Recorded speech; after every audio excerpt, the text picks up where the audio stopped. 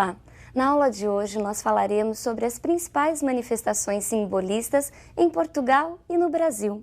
O simbolismo, assim como o naturalismo, realismo e parnasianismo, também foi um movimento literário do final do século XIX. Vejamos a próxima imagem e qual é a sua relação com o movimento simbolista. Essa imagem é uma conhecida tela de Monet, chamada Nenúfares Reflexos Verdes. Ela nos apresenta uma característica marcante do simbolismo. Repare que não há uma definição da imagem. O que vemos são apenas contornos. Monet apenas sugere o que pode ser a realidade. Nesse momento, ao contrário do realismo, não há uma preocupação com a representação fiel da realidade. A arte preocupa-se apenas com a sugestão. E o simbolismo é isso. Simbolismo é sugestão. Ao contrário do realismo, que buscava mostrar a realidade tal qual ela se apresentava, o simbolismo ele busca uma volta, um retorno ao mundo interior, ao espiritualismo, ao misticismo. É a volta do subjetivismo, com uma certa aproximação com o romantismo, mas ele se difere do romantismo no sentido de ter uma subjetividade mais profunda. Ele busca a essência do ser, ele busca a espiritualidade e mostra sensações que às vezes a própria lógica desconhece. Vejamos agora as principais características do simbolismo. Espiritualismo e misticismo. O espiritualismo e o misticismo, eles trazem o quê?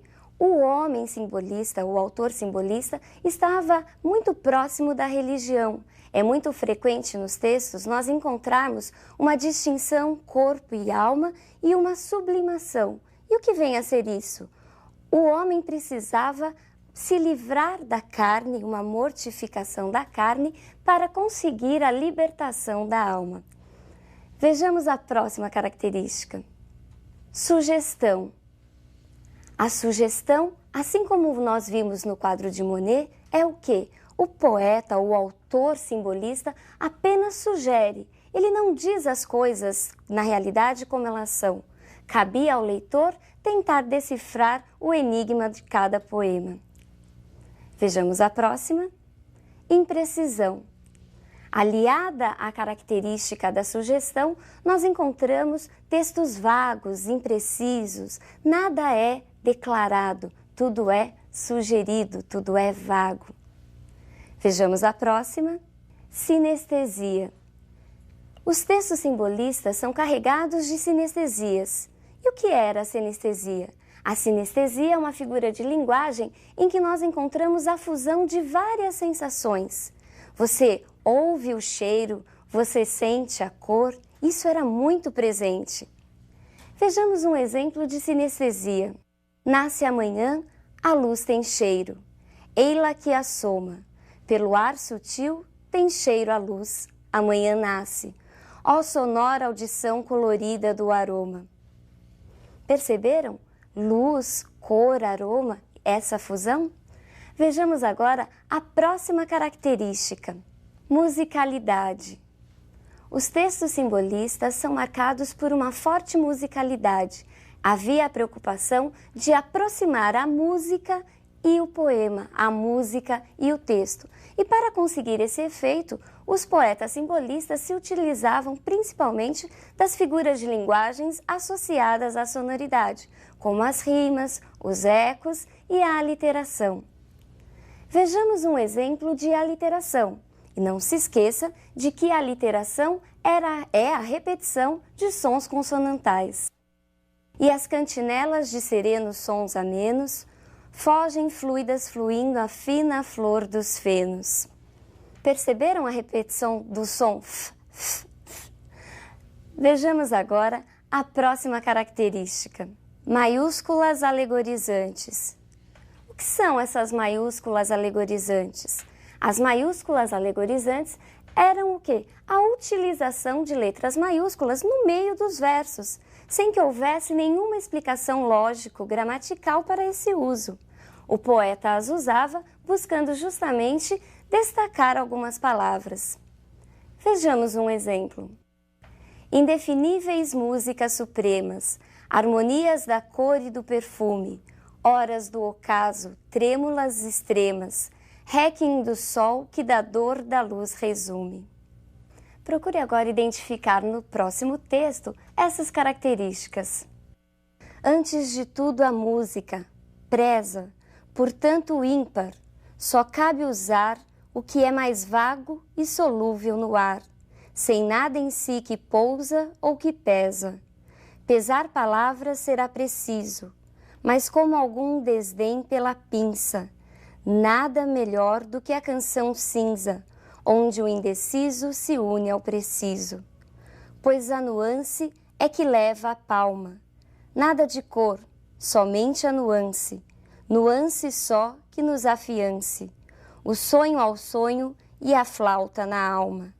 Que teu verso seja aventura, esparsa ao ardegoar da manhã, que enchem de aroma o tino e a hortelã, e todo o resto é literatura. Percebeu a musicalidade, a vaguidão, a imprecisão? Pois então, são as características que marcam o simbolismo. O simbolismo em Portugal tem início em 1890 com a publicação do poema O Aristos, de Eugênio de Castro. O Aristos é um termo grego que significa diálogo íntimo, um diálogo amoroso, bem próprio do período, não acha? Vejamos agora quais são os principais autores simbolistas portugueses: Eugênio de Castro, Antônio Nobre e Camilo Peçanha. Eugênio de Castro se destaca por ter sido o introdutor do simbolismo em Portugal. Suas obras não merecem tanto destaque assim. Já Antônio Nobre, autor de um único livro, ele apresenta apenas características mais superficiais. Ele mostra o sentimentalismo, uma forte subjetividade, mas marcado por muita musicalidade. A grande figura realmente desse período é Camilo Peçanha. Camilo Peçanha não é só o maior representante do simbolismo português, como também é considerado o autor que mais influenciou os modernistas de Portugal. Seus textos são marcados por uma linguagem clara e precisa, e ele se utiliza, em vários de seus textos, do tema da fugacidade da vida, do passar das águas, dos naufrágios, dos rios. Vejamos agora um de seus textos em que esse passar da vida nos mostra um certo tom pessimista. Passou o outono já torna o frio, o outono de seu riso magoado, auge do inverno, oblíquo sol gelado, o sol e as águas límpidas do rio, as águas claras do rio, águas do rio, fugindo sob meu olhar cansado. Para onde me levais, meu vão cuidado? Aonde vais, meu coração vazio? Vejamos agora quando tem início o simbolismo em terras brasileiras. Vejamos as capas dos principais dos livros introdutores do movimento em nossas terras.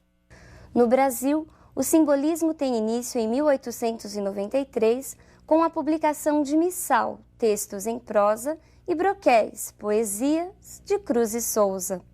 Missal é o nome de um livro que contém orações utilizadas nas missas, e Broquéis vem de broquel, tipo de um escudo espartano, numa aproximação com o parnasianismo e seu gosto por objetos antigos. O simbolismo, ele não foi um movimento muito divulgado no Brasil, ele ficou meio à parte à literatura oficial. Nesse momento, os leitores ainda estavam muito presos às tendências, à influência da poesia parnasiana. Vejamos agora quais são os principais representantes do simbolismo no Brasil: Cruz e Souza e Alfonso de Guimarães. Cruz e Souza não é só o maior representante do simbolismo brasileiro, mas também um dos maiores representantes do simbolismo mundial. Cruz e Souza era conhecido como Cisne Negro ou também como Dante Negro. A sua dor, o seu sofrimento de homem negro, acabou fazendo com que ele extrapolasse, partindo do particular para o universal. Cruz e Souza fala da dor e do sentimento de todo ser humano. Uma característica marcante de seus textos é a frequente recorrência à cor branca. Volta e meia aparecem palavras ligadas a este campo semântico, a brancura. Talvez até porque fosse ele negro, vítima de muito preconceito. Mas a característica mais central de Cruz e Souza é a sua sonoridade, é o uso marcante das aliterações. Vejamos então um texto muito conhecido de Cruz e Souza. Ah, plangentes violões dormentes, mornos, soluços ao luar, choros ao vento, tristes perfis, os mais vagos contornos, bocas murmurejantes de lamento, sutis palpitações à luz da lua, anseios de momentos mais saudosos, quando lá choram na deserta rua as cordas vivas dos violões chorosos. Quando os sons dos violões vão soluçando, quando os sons dos violões nas cordas gemem, e vão dilacerando e deliciando, rasgando as almas que nas sombras tremem. Vozes veladas, veludosas vozes, volúpias dos violões, vozes veladas, vagam nos velhos vórtices velozes, dos ventos vivas vãs vulcanizadas. Percebeu a musicalidade do último trecho da última estrofe? Outra importante figura do simbolismo brasileiro é Alfonso de Guimarães. Alfonso de Guimarães mostra textos mais míticos, mais religiosos, voltados para a idealização do amor, para a Virgem divinizada e principalmente para a figura da Virgem Maria. Bom, pessoal, na aula de hoje nós falamos sobre o simbolismo em Portugal e no Brasil. Não se esqueça de suas principais características: a musicalidade, a imprecisão, as sugestões, as aliterações e as letras maiúsculas alegorizantes. Por hoje é só, um grande abraço e até a nossa próxima aula.